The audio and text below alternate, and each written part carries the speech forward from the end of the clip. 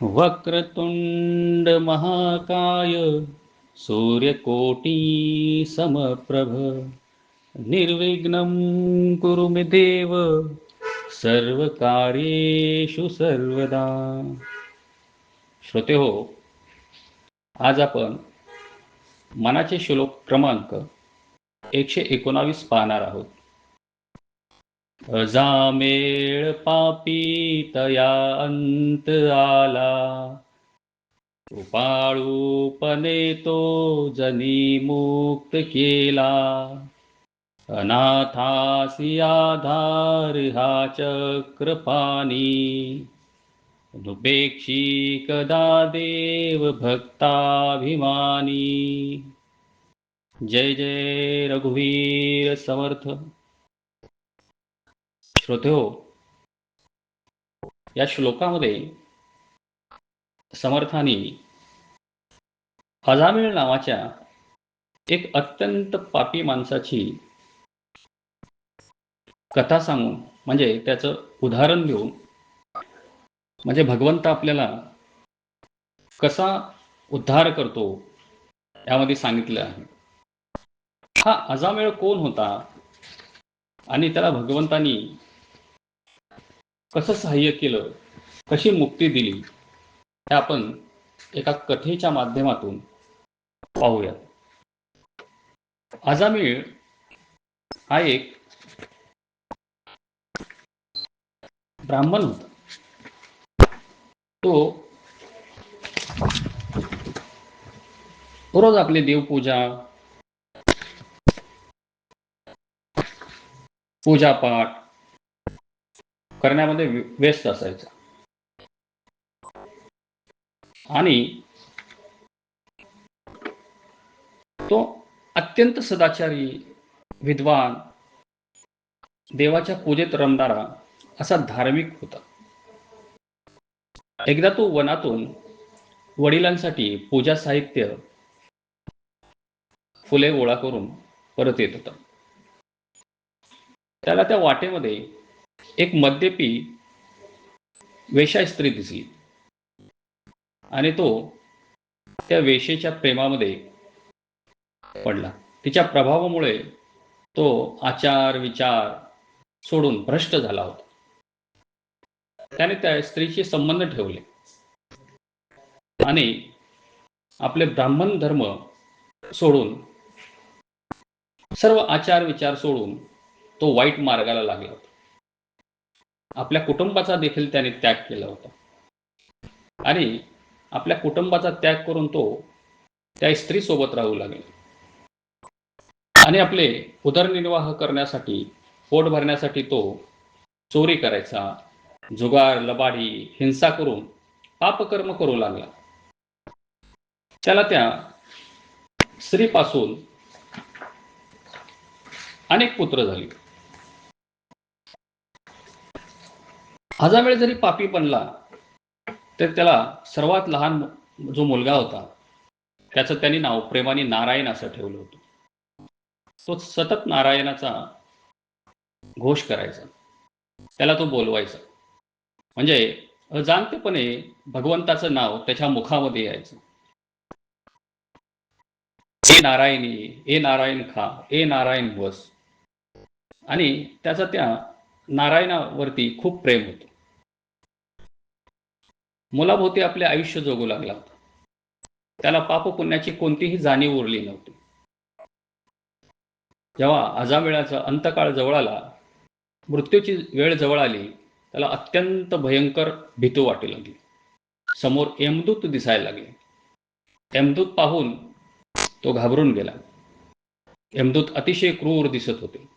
त्याला पाहून अजामिळ प्रचंड घाबरला आणि शेवटी नारायण नारायण नारायण, मला यातून सोडव नारायण. नारायण मुलाचे नाव होतं. जरी अजामिळ आपल्या मुलाला बोलवत होता तरी त्याच्या मुखातून प्रत्यक्ष भगवंताचे, विष्णूचे पवित्र नाव नारायण उच्चारले गेले. भगवंताच्या नामाचा प्रभाव असा आहे की तो अर्थ न समजता जरी आपण उच्चारला तरी ते भगवंताला प्राप्त होते.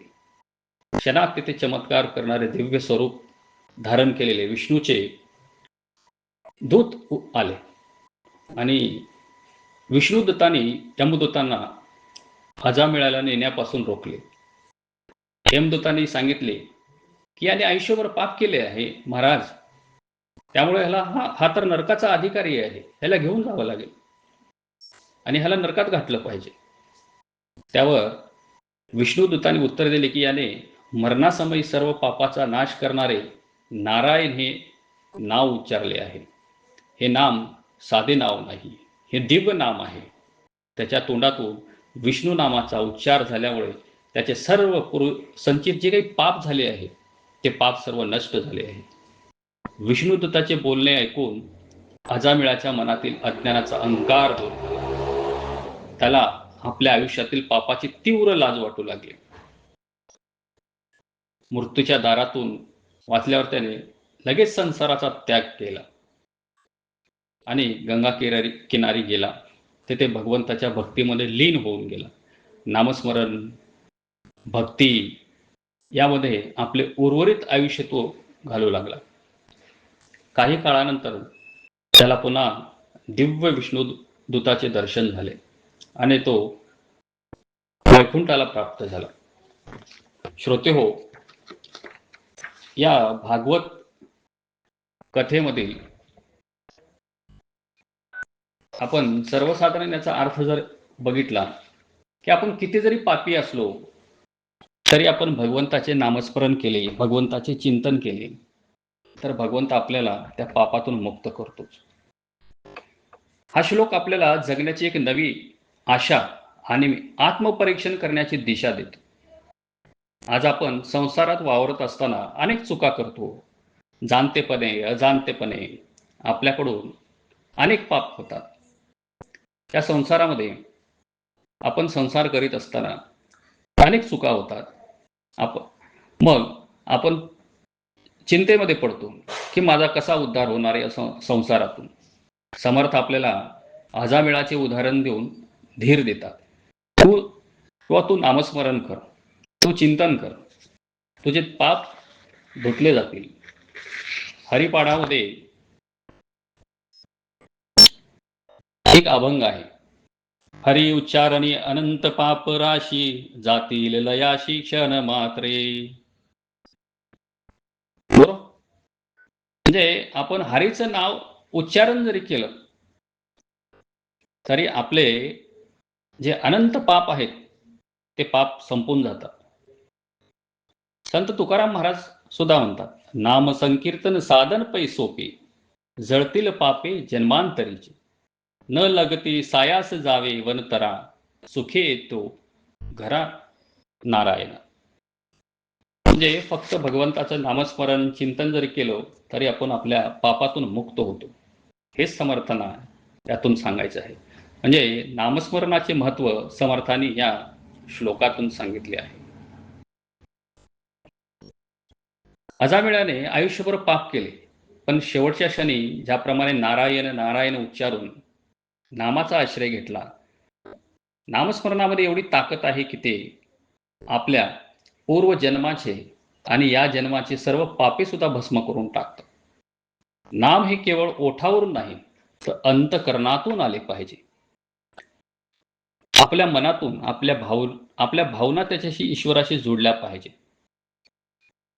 जसा प्रल्हाद अंतकरणातून ईश्वराला प्राप्त करण्यासाठी हाक देत होता. ओम नमो भगवते वासुदेवाय. अंतकरणातून आपण भगवंताला जेव्हा साथ घालतो ना, तेव्हाच ते खरं नामस्मरण होतं, तेव्हाच ते खरी भक्ती होते. आणि आपण कितीही मोठे असलो, श्रीमंत असलो, कुठल्याही कुळातील असलो, कुठल्याही वर्णातील असलो आणि कुठल्याही पदावर जरी असलो तरी ते हे सर्व येथेच ठेवावं लागतं. आपल्यासोबत काय येतं? आपण केलेली भक्ती, आपण केलेलं नामस्मरण हेच आपल्यासोबत येतं. आणि आपण भगवंताला शरण गेलं पाहिजे. जोपर्यंत आपण स्वतःच्या शक्तीवर गर्व करतो ना, तोपर्यंत देव लांब राहतो. पण जेव्हा आपण मी अनाथ आहे, भगवंता तूच माझा बाप आहे, देवा तूच माझा आधार आहे, या भावनेने भगवंताला शरण जातो, तेव्हाच हा चक्रपाणी पांडुरंग विठ्ठल भगवंत राम कृष्ण हेच आपल्याला या संसारातून तारतात.